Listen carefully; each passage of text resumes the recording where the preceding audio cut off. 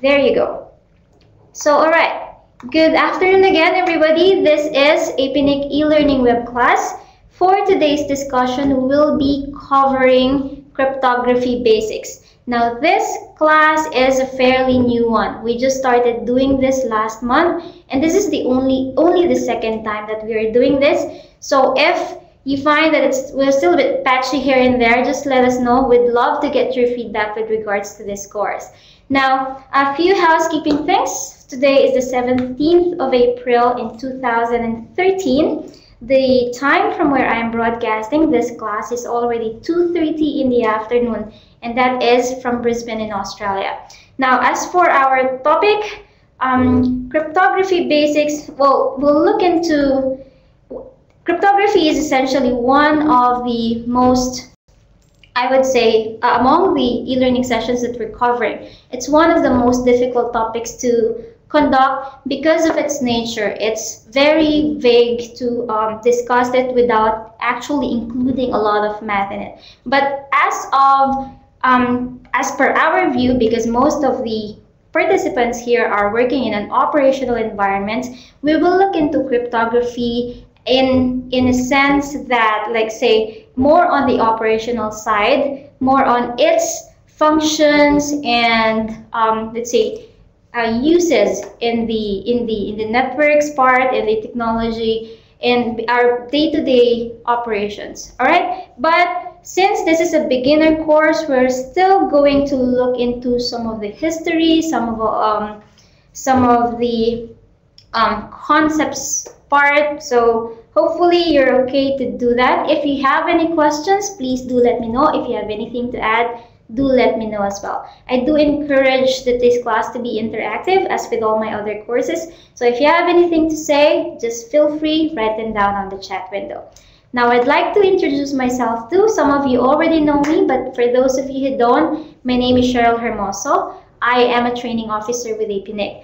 I've worked with APNIC for the past couple of years now, and as a training officer, we do deliver face-to-face trainings and also e-learning type of courses such as this to everyone in the internet community. So the topics that we do cover are those that are internet related, that affects the community basically, such as IP, IPv4, IPv6, internet resources, security. So that's a new topic that we've just started about more than about a year now. We do DNS as well, and DNS security. Now, as I've said, if you have any technical issues all throughout the 1-hour session, please refer to this link here on the slides. However, I do encourage people to write them on the chat instead. At least we can all check easily and we can check faster whether the issue is from your end, from my end, or wherever it is.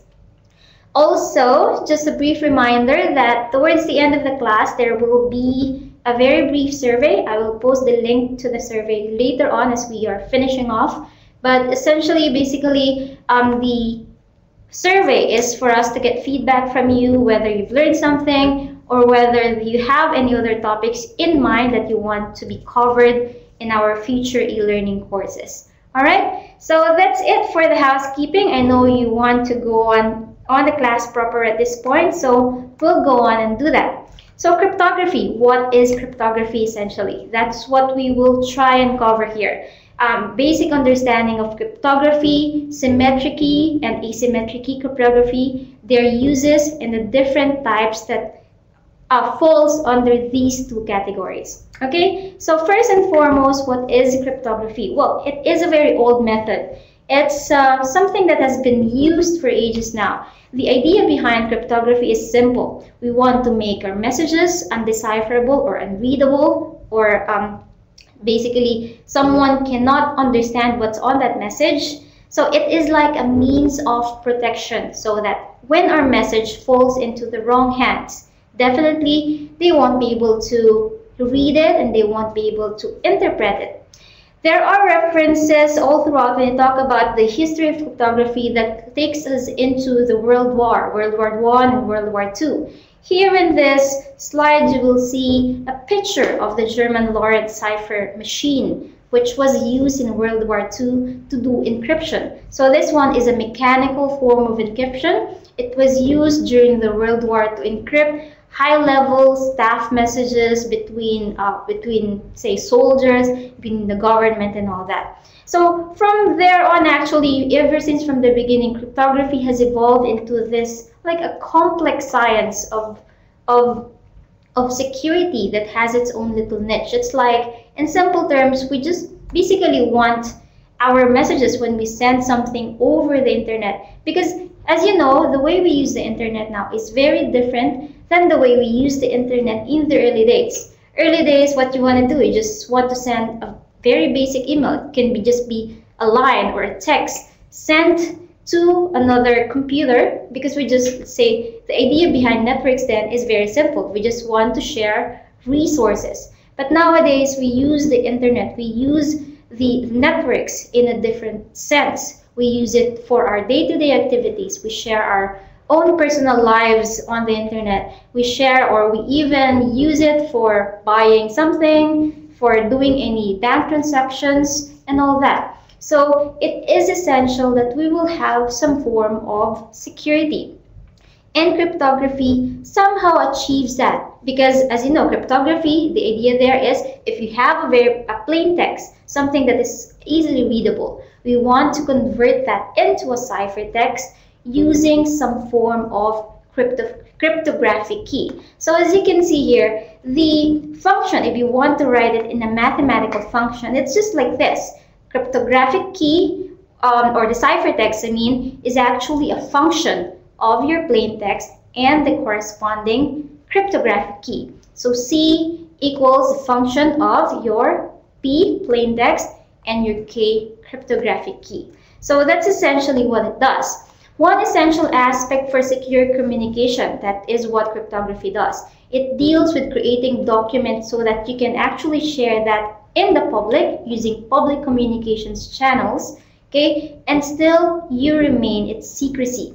Now, there are terminologies that are used selectively or say somehow interchangeably when we talk of cryptography. These are the two common words: cryptography, cryptanalysis, and cryptology. So the differences between them are subtle, but basically cryptanalysis is when you break an encoded data, okay, so from from a ciphertext, you want to break that and find the equivalent plain text. So it's the other way around as cryptography. Cryptography is when you have a plain text, you convert that into a ciphertext. Cryptanalysis is the other way around, right? You have the coded data, you have the ciphertext, and you want to get the plain text without a knowledge of the key, which is very hard. It's like reverse engineering. Now, if you combine these two things together, you have cryptology. Okay, so it's just the study of these two things. Cryptography, okay, so backwards and forwards, cryptography and cryptanalysis. A typical scenario that we have, like we do when we're sending data between two parties is like this. We have two people, two characters. In security nomenclature, we always use this, Alice and Bob. If you have C, you have, if you have, what do you call that? Another person, you call him Mallory, if it's a malicious party. If you have an eavesdropper, you call her Eve. So these are normal nomenclature. Now, in our case, we have two persons, Alice and Bob. They want to communicate with each other. Let's just say that they want to send email to each other. Okay, so what happens is, what's the possible problem that we can encounter this?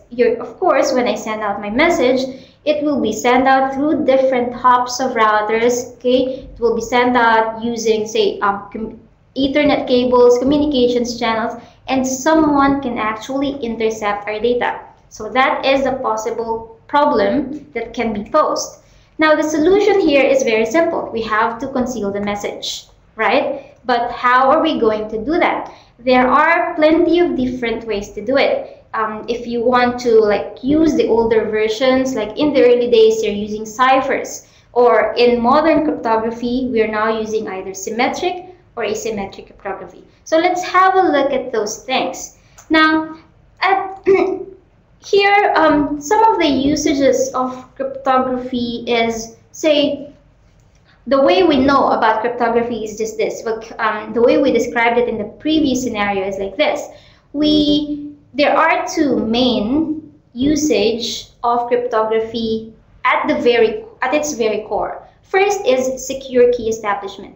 As in our example, you have two parties, they want to talk to each other. They must either share a key so that when their data can be encrypted, and when an attacker tries to interrupt or to listen to the conversation, he must either know the value of K or the key, or he won't be able to understand it, right? So it's secure key establishment. They must either exchange this key between these two players, and then that's how they can exchange secure information.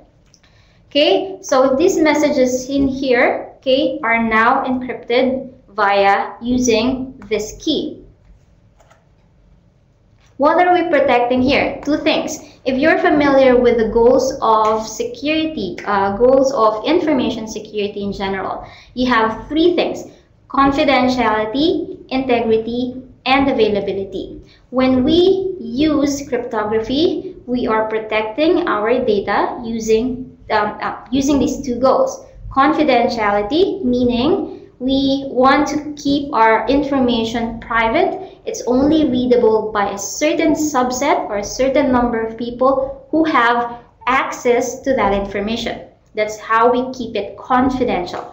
The next is integrity. When we send the data, we want it to be intact as much as possible. When the data is received on the other side, on the destination, it has to have the same meaning as what we sent. If we sent a yes as an answer to a question on our source side, it has to mean the same thing on the other side. So that's what we mean by integrity. So in cryptography, we are protecting these two things. But as you know, cryptography in itself is a very, very huge field. There are many great minds that are working on a lot of these technologies or the different types of cryptography keys in here. So cryptography can actually do a lot more than this. It can be used for digital signatures. What is a digital signature? We will have a look at that more later on, but essentially it's like the same as having your signature, your written signature. It's the equivalent on the digital world. Now, it can have legal binding. In Australia alone, there is like an act. I think it's called the Electronic Transactions Act of 1999. So that means that if you sign using a digital signature, it has legal binding. You can be sued if it was used wrongly, right? So in a way, it's acting as an equivalent of your actual or written signature as it is. Other things that it can be used for are anonymous communication. What does that mean? We are using it nowadays, right? So if I don't want myself to be known by, let's say, I'm trying to access this website, I don't want to identify myself, there are ways in which I can anonymize that transaction. I can go through different anonymous routers. There are actually software that does this now, okay, anonymous communication. What else? You can have anonymous digital cash. So think about a scenario. Let's just say I want to, normally if I would go to a shopping center, I would buy something, right? I can buy something, pay by cash, give her my bills and stuff, and afterwards, when the cashier or the person in the counter would look at the bills, can he say that this money came from me? Actually, he can't, right? So when we talk about anonymous digital cash, in the same way, like in the digital world, when we buy something online, is it possible for the merchant to not identify us? Is it possible to anonymize ourselves? So that's what we mean by anonymous digital cash. Nowadays, if you buy something, right, you have to inform them of your, say, credit card details, all your information, how are you reachable, all of that. In cryptographic sense, you can actually also do, although we don't see any, say, anyone doing this still, but it should be theoretically possible to do anonymous digital cash. What else? It can be used for elections and private auctions. So when we cast our vote, how do we make sure that our privacy is protected? How to make sure that we cannot be, let's say, if I voted for this particular person, then the system will have no idea that this is actually my vote. They know that I already voted, okay, but whoever I choose remains private. So these are some of the things where we can use cryptography. Most of us are familiar with the first one, digital signature, possibly even the second one, anonymous communications. But these next two implementations are not there isn't a lot of implementations going on just yet. There are still other possible uses of cryptography, such as these two things. Now, this is it is theoretically possible, but there are no implementations of this. One is if you want to privately outsource computation. Let's say, for example, I want to do a search query. I would go to Google, although Google doesn't have this technology yet, all right? So let's just say that I want to search a query. Now my query, I want to encrypt that. Okay, so I will send an encrypted query to Google. Google doesn't have an idea of the actual word that I searched. Let's just say I searched for the word APNIC. However, from Google's search engine, they don't have an idea that my search actually is for that word. However, Google should also still be able to send me or give me a result, okay, without him actually knowing what my query was. So that is feasible, okay, theoretically that's feasible. Another thing is what we call zero knowledge or proof of knowledge. So I would tell you, for example, hey, I know the factors of n. I don't have to tell you specifically what the answer is, like what are the factors of 20 or 21, okay? But from your end, you would believe me because there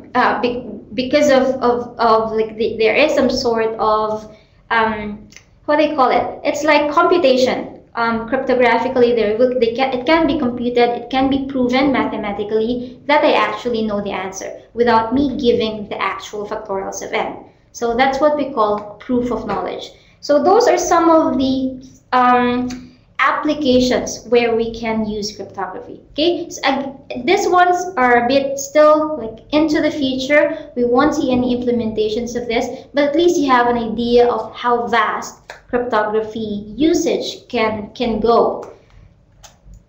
All right, now from going into the future, let's go back a bit into the history. So let's have a look at 3 stages where we've used cryptography in a big sense. So first of all is like during the early days, we're using ciphers. A cipher, put simply, is like an algorithm for performing encryption and decryption, of course, right? But typically ciphers are very easy to crack. They are a series of well-defined steps done in the early days, done by people, but it's not like the modern cryptographic keys that we have right now. So they're easily procedural, it's easy to follow them, it's easy to implement them, but it's also very easy to crack. Some of these examples that falls under cipher are substitution. You can have Caesar cipher, you can have Vigenère cipher. Substitution cipher, from its name itself, is just like you're substituting letters, okay, or even words with other words.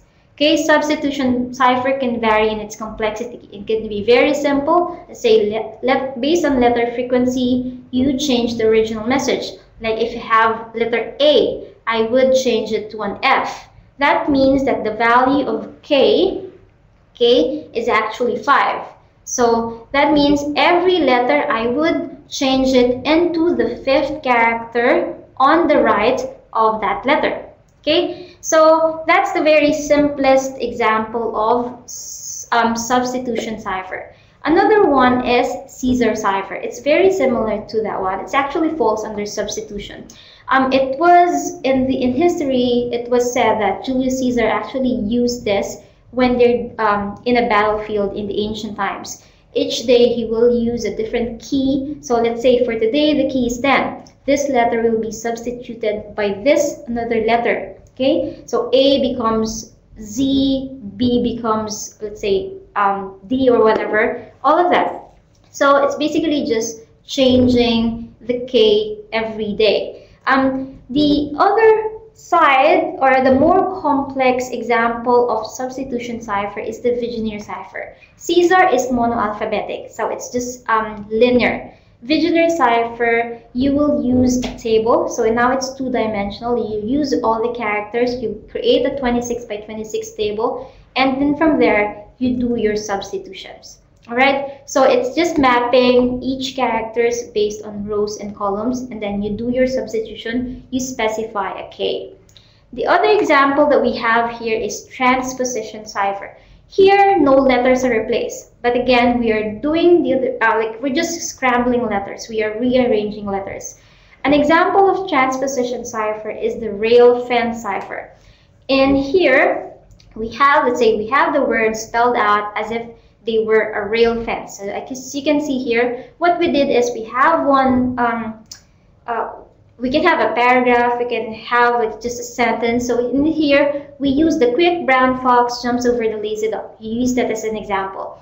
Now what we did here is we divided into 3. So it's like 3 layers of the rail fence. And then we write down each letter going down our rail. So the quick brown fox. So it's just going up and down like this until you've written down everything. And then when you write it down as a cipher, you write the first fence first, so T-U-B-N-J all the way up to the end of that line, followed by H-Q-I-K-R all the way to here, and then followed by this third line. So as long as you know the value of K, which in this case is 3, you can easily just subdivide that into 3 and like formulate your original message again. But in any case, all these types of ciphers, like this is the early stages, right? So at least they have an idea of like using keys to actually come up with something that is not as easy to read as the original message. Now, how do you break a substitution cipher? Nowadays, it's very easy. You can use a lot of software that are available out there. There are even websites that can just do that. But if you just have a look at how it works, if you want to do it manually, there are easy ways. First is the use of, this example uses the English language. Okay, so English alphabet. Based on frequency of the letters that are appearing in your ciphertext, this is your ciphertext, this whole thing here. Now, based on that, you can formulate which letter should substitute which letter. Okay, now E is the most frequent letter used in like any sentence. Okay, T is the next most frequent, and then A is the last. So from there, you try to count the number of letters in this ciphertext and then find out which ones appear the most. In this case, you can try it by yourself later on, but I'll just give you the answer anyway. So in this case, let's say B, when you count it down, B appears 36 times, U appears 33 times, and P appears 32 times. So you can say that B actually is E. Okay, when you are returned back to the original message, anything that appears as a B in our ciphertext should actually be E. And then U should be T, P should be A. Okay, there are other ways, like say frequency of pairs of letters or frequency of three sets of letters. Here, if you have 2 letters adjacent to each other together, H, E, I, N, A, N, and T, H are the most frequent ones. Okay, so you can find out that NC is the one that appeared most of the time, so maybe that is TH. Okay, PU appears 10 times, so maybe that is HE or IN. Okay, and then the or THE is, if you have 3 letters, that is the most common one. So UKB here is actually, it stands for the, which is correct because B stands for E. So something like that. You can easily break a substitution cipher. So moving forwards, in around 1870s up to the middle of the 1900s, we are now have moved into mechanical types of say cryptography. Now we're using machines. Now we have Enigma machine. We've used the Hebron machine. As you know, Enigma is very popular because this was used in World War II as the Germans used this, and then after a while, in I think around 1945 or 46, the Americans, with the help of the UK and the British counterparts, basically were able to decrypt the messages that were encrypted using the Enigma rotor. So in here, it's just using 3 rotors. You have these machines that are rotating. The rotation is pretty much random. They don't work the same every time. So we can have a pretty random output. But as I've said, this has been decrypted by cryptologists in the early days, which are working for the US and the British. So that leads us to modern cryptographic algorithms. Now, from here on, we will be referring to these cryptographic algorithms based on, well, they are actually just based on algorithms. Now, when we say algorithms, they are not proprietary, meaning that they are something that is shared into the public. This is something that's different with modern cryptographic algorithms. You don't keep the algorithm, it has to be public, which is good. Exposure of an algorithm itself could, if you think that it could compromise the security, well, there is of course a possibility, but we have a very large community of cryptologists, cryptographers, that ensures that, like say, it's a community. So if there is a possible vulnerability, possible weakness in that algorithm, it can be found out by the community. Okay, so in modern cryptography, bottom line is all algorithms are public. Complex cryptographic algorithms are used to ensure the secrecy of data, and then what we keep private is actually just the key. The algorithm is shared to everyone. The key should be private. Okay, we'll see later on that there actually are 2 types. One should be private, one should be public. All right, any questions? Okay, so next we'll talk about encryption, decryption, then we'll talk about the 2 different types of cryptography. Encryption in itself is, well, we've already defined what it is. It's all around us. So we use it for securing our online purchases, for transferring data, for establishing VPN communications, VPN channels, all of that. So by definition, it's just a process of transforming a plain text to a ciphertext using a cryptographic key. So we have 3 things here: plain text, ciphertext, cryptographic key. Plain text is your message in its original format. Ciphertext is the message once it has gone through a cryptographic algorithm. Okay, cryptographic key is what we use so that we will come up with a unique ciphertext. Alright, so if you have a look at the usages of encryption, it's used in different layers of our TCP/IP protocol suite. It can be used all the way in the topmost application layer, in which case most of the applications that we use in our emails, in our database systems, in our, say, even browsing websites, okay, we can have some form of security there. Going down 1 layer, 2 layers down in the session layer, we have SSL.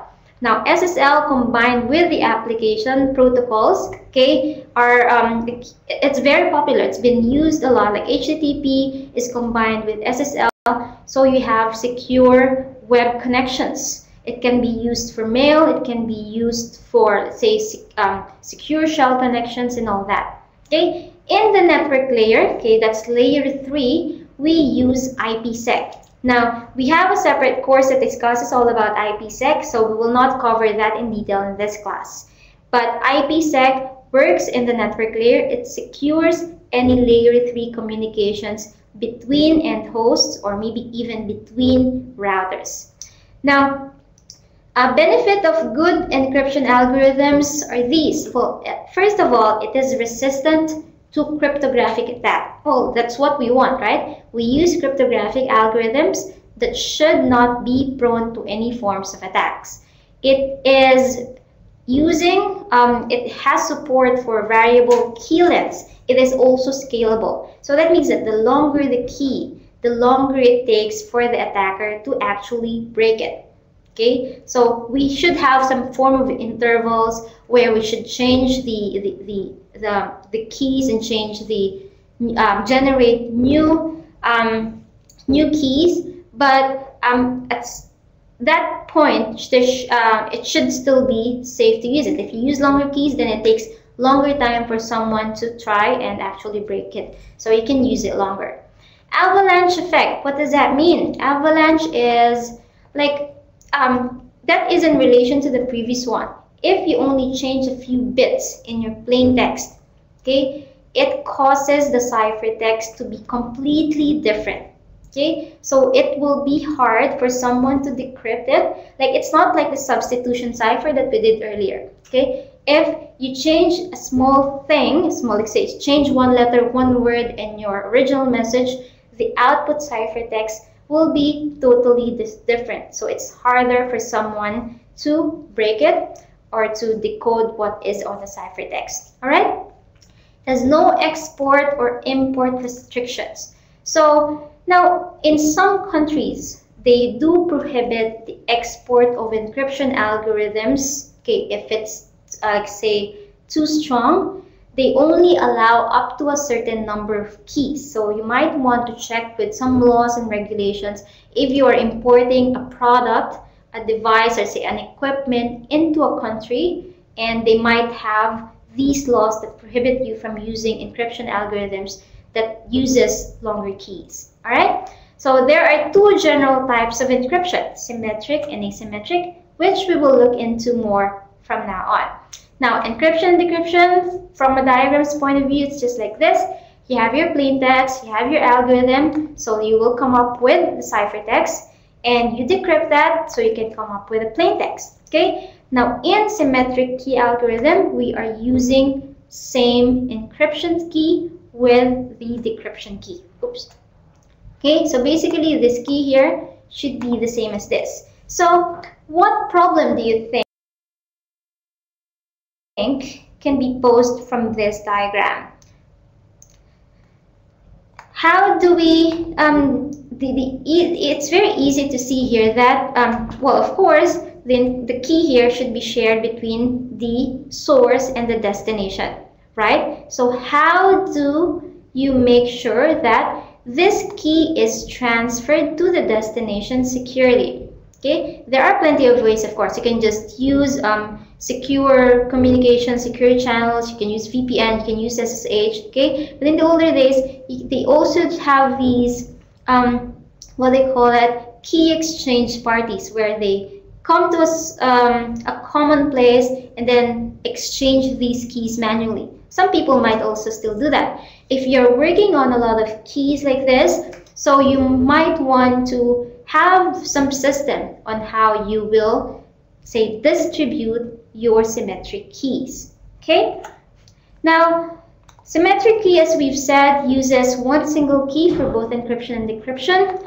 It's also called secret key encryption or secret key cryptography. The reason for that is simple. That is because we have only one key, and that key has to be kept secret at all times.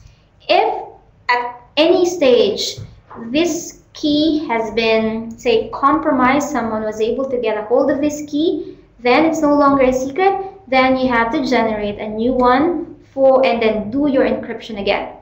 Okay, that's the main thing. Your private key should always be private. Okay, now symmetric key is the most traditional form of cryptography. A lot of people use this. Okay, we have the other alternative, which is the asymmetric key cryptography, but a lot of us will be using, and you will see later on the differences or the, say, advantages and disadvantages of using these two. Basically, we use symmetric key cryptography a lot these days.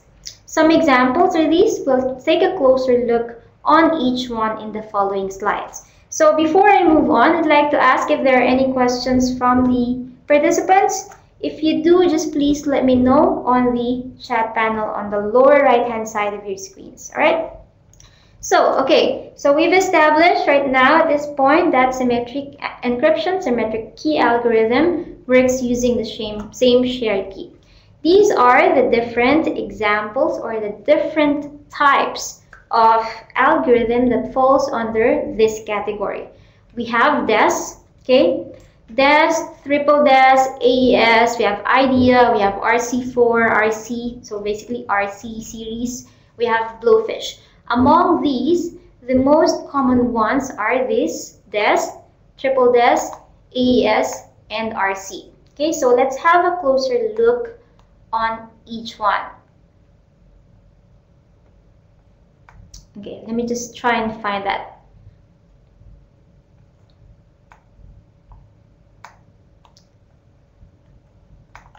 All right, so hang on, let me just check whether I have a... Okay.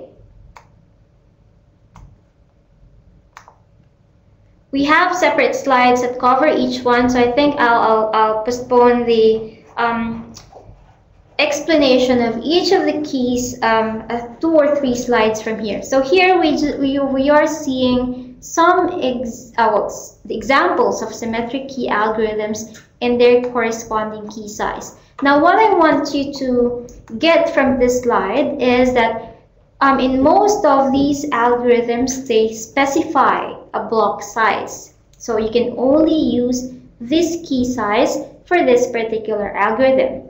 Now, some of them are variable, some are only limited to a few, like say, key lengths, such as, let's say, if you're using AES, you can use either 128, 192, or 256. If you're using DES, you can only use 56-bit keys. Now, the idea here is, if you want a more secure network, you might want to use keys that are longer.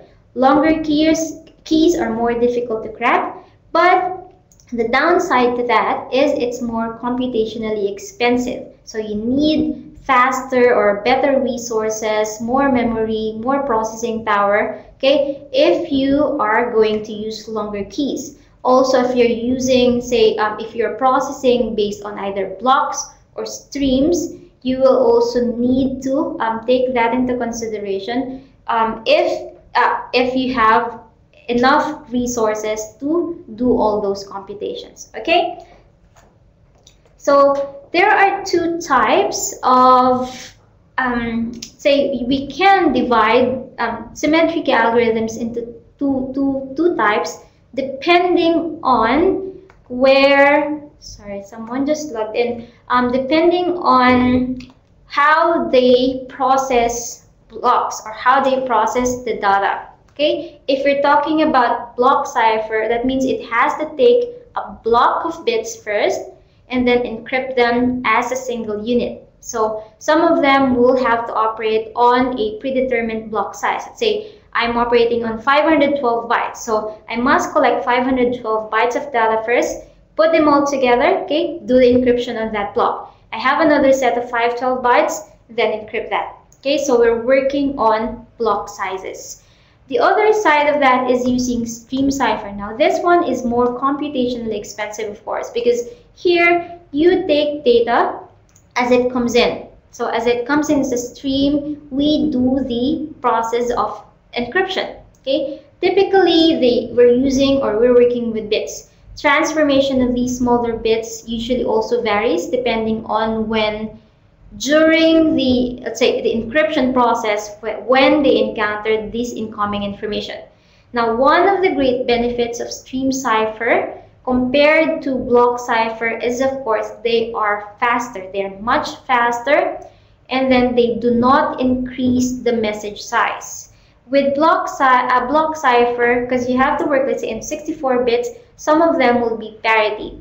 But in stream ciphers, you're only working on the actual data that comes in. So you don't necessarily increase the size of the message. Okay?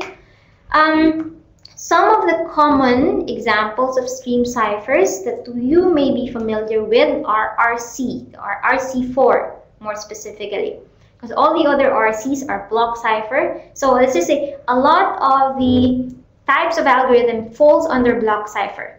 Only a few falls under stream ciphers. In some circumstances, like say DES and triple DES, if they're running on a certain mode, they can be considered as stream cipher. But otherwise, two other algorithms that works as a stream cipher are RC4, which is a very popular one, and then the software encryption algorithm. This one's not very popular. It's SEAL, but it's not really used very much nowadays. Okay, we've covered this. This is block cipher. We've also covered stream cipher in here. So let's have a look at some of the examples of symmetric key algorithms. The very first one is DES. Okay, I'm pretty sure you're familiar with this. DES is Data Encryption Standard. DES is like the archetypal block cipher. So if you think of a block cipher, DES is the very first one, the very top one that falls under that category. It's an algorithm that takes a fixed length of string of plain text and then transforms it into a series of complicated series of operations into your ciphertext. In case of DES, we're using only 64 bits. Okay, your block size for DES can only be 64 bits. It also, I think, uses a key to customize these sort of transformation, so that, say, when you do decryption, can supposedly only be performed by those who know the particular key that's used for that encryption. Okay, so basically with DES, let's see if it's here. No, it's not. But basically with DES, you are working on 56 bits. Okay. Now, the actual size will be 64 bits because of parity. Every 8 bit in your 64 bits block is only parity. So, basically, if you remove all those parity bits, bit number 8, bit 16, bit 24, all the way to bit number 64, okay, basically, you are left with a 56-bit key, right? Triple DES here in the next slide is actually just DES that is applied 3 times. Why do we have triple DES? This was the time, there was a time when DES is actually a weak algorithm, and weaknesses, vulnerabilities has been discovered around this algorithm. Now, to come up with a new one, it takes time. They were developing the next one, which is AES. So while they're waiting, while they are in those transition period, they came up with triple DES. Triple DES only basically increases the key size of the DES so that it will be harder to do any brute force attack.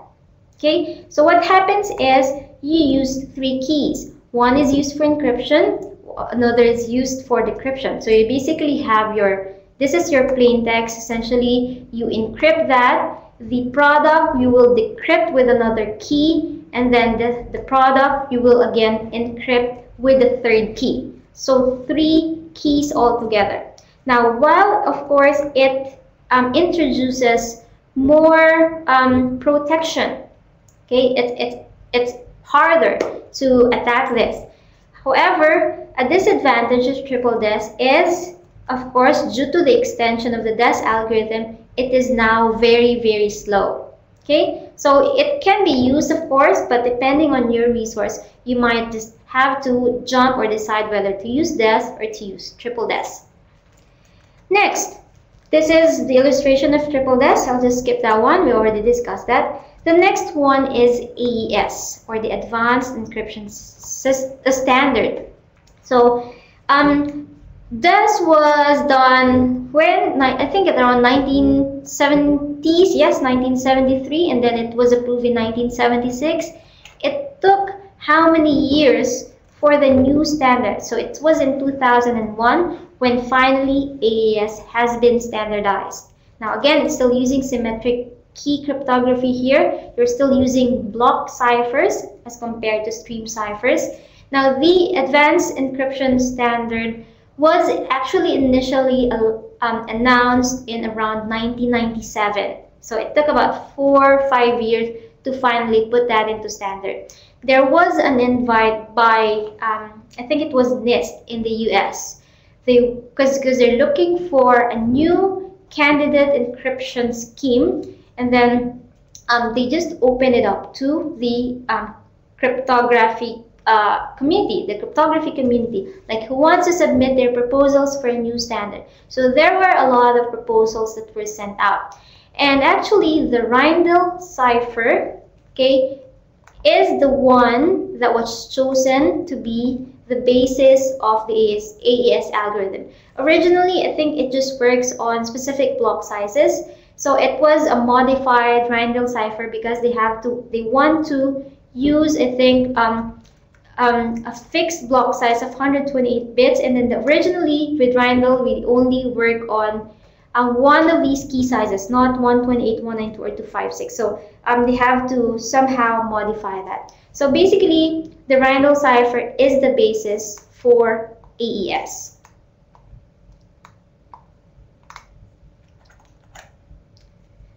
Okay, next one is the Rivest Cipher. So there is this guy, his name is Ronald Rivest. So the Rivest Cipher are known in the community based on their speed and also based on its use of variable key lengths. So it's capable of using variable key lengths.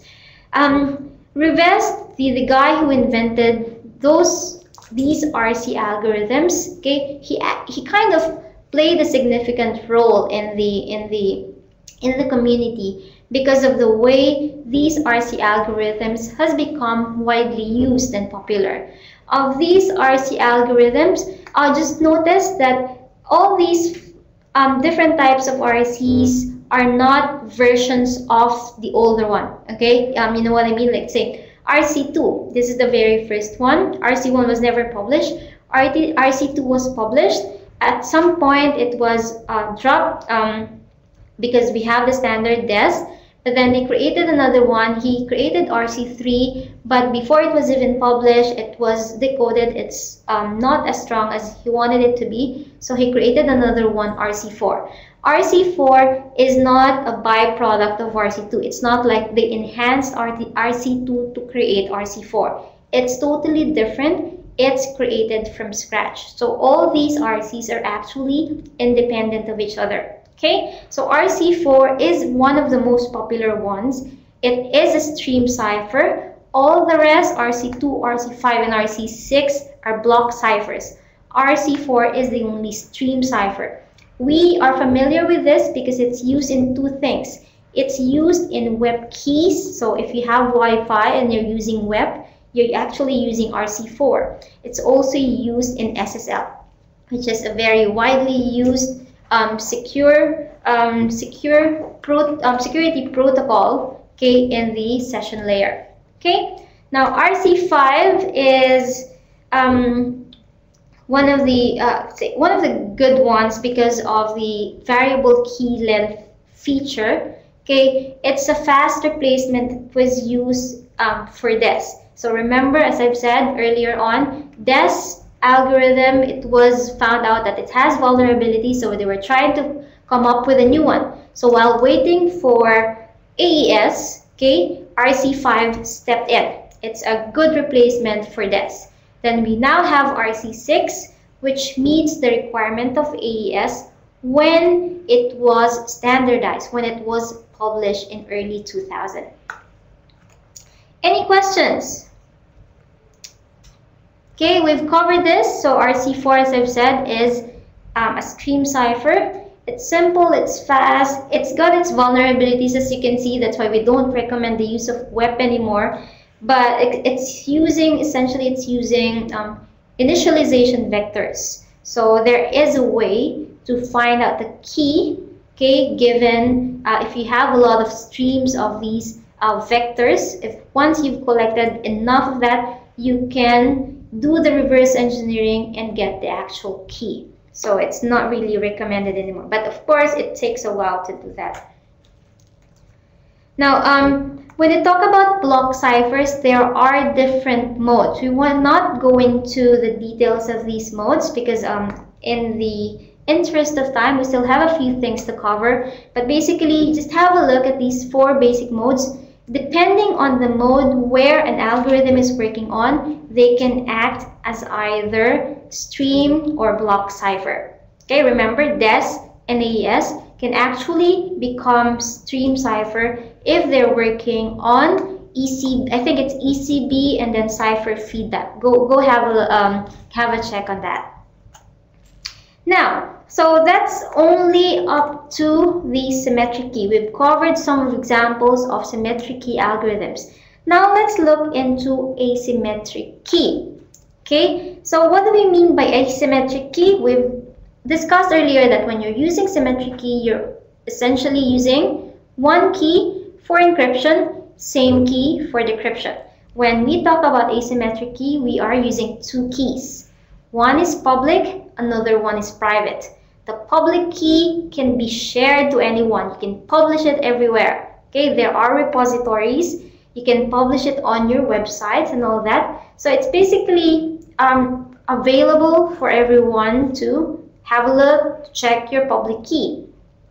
At the same time, you need another key, which is your private key. So it's like it's always a key pair, public and a private key pair. One has to be kept private at all times. The other one has to be published so that everyone else will be able to verify your message. So how does it work? Which one do you use for which one? See, which one do you use? Which one? Say you want to encrypt your data first. Which one do you use? In the normal, have it here, but there are 2 ways. Like say if my source, I want to send an email going to Bob. So let's use that example again. Alice wants to send a message to Bob. This is an email. The message has to be private, right? So what do? I can either use my own set of keys or I can use Bob's set of keys. Which one should I use now? So let's take 2 scenarios. Scenario 1 is I'm using my own set of keys. What I will do is encrypt my message using my private key. Then I'll send that email all the way to Bob. Now Bob has to decrypt the message. What will he use? He can use Alice's public key. Okay, but there is a problem with that. If I do that, everyone else who can get a hold of my message will be able to decrypt it. Why? Because I can use everyone can use Alice's public key. It's available for everyone. So everyone can actually read the contents of that email. That is scenario number 1.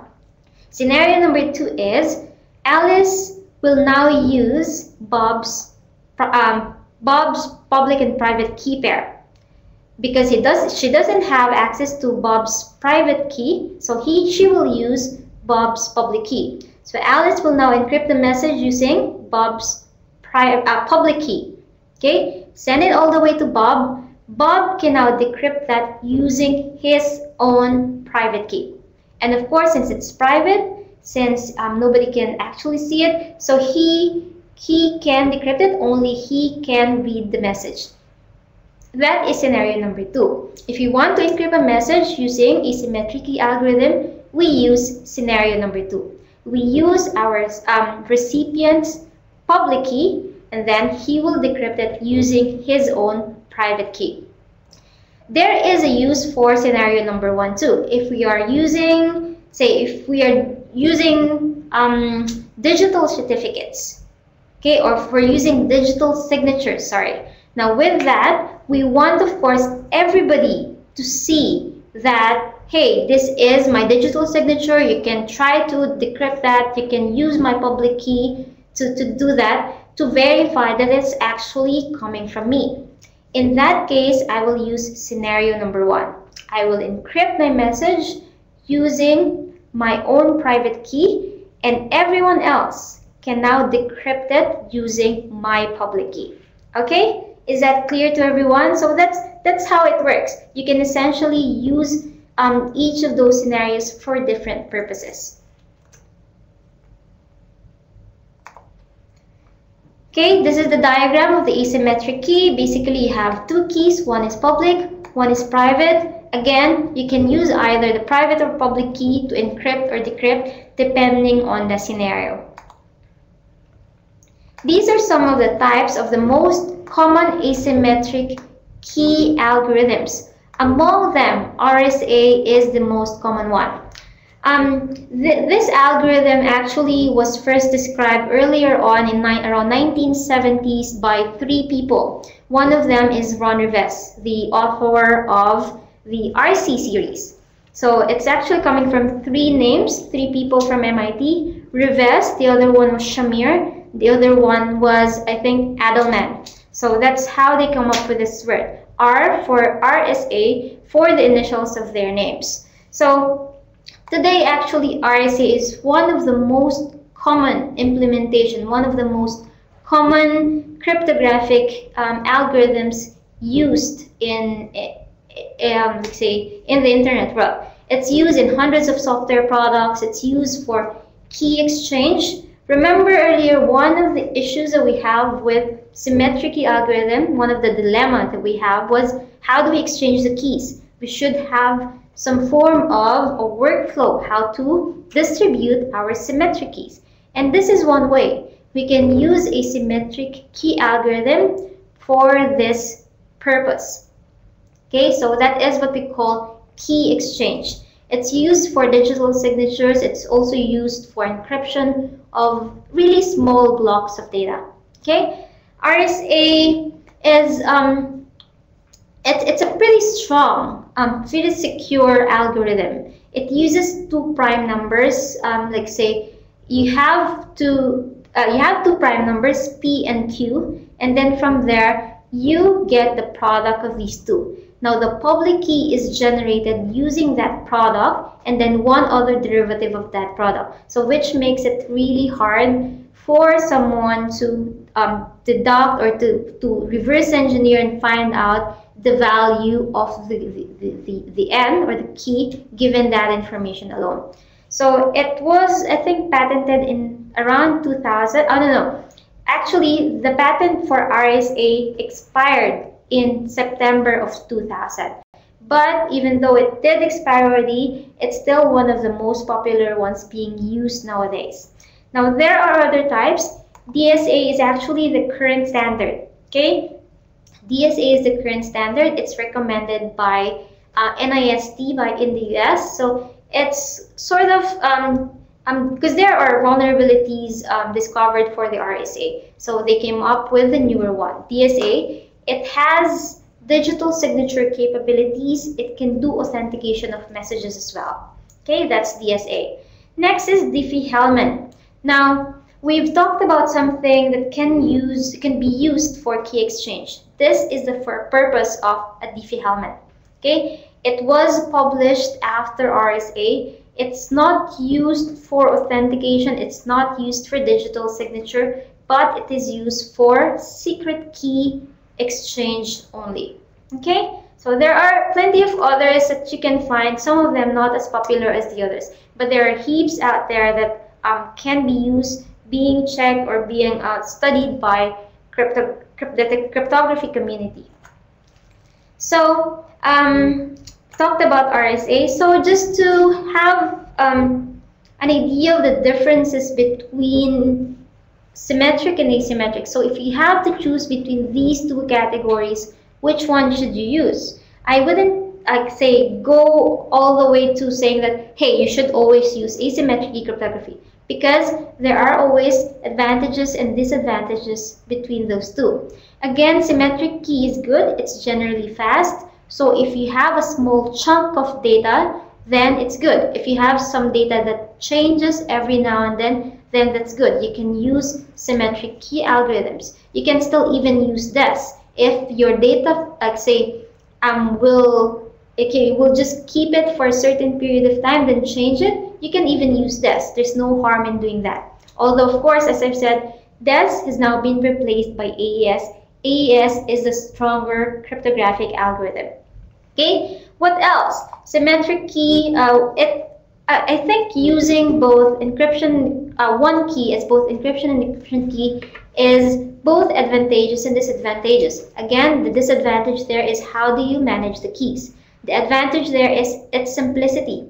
Okay, you don't have to manage different types of keys anymore. So if you have a pretty simple setup, you can always just go and use symmetric key algorithm.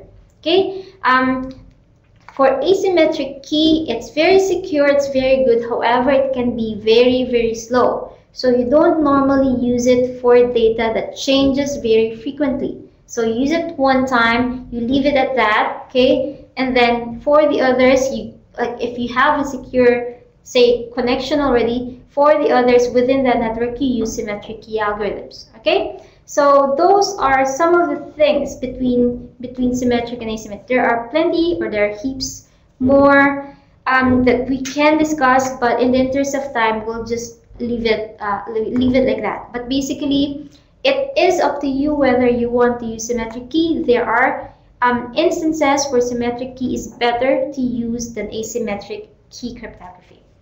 Okay, so I hope I gave you some insights between those two things. Now, before we end this class, we'll just extend a few more minutes. I hope it's okay with everyone. For the others who cannot stay anymore, it's okay. You can just leave the class as you wish, as what Taylor did earlier on.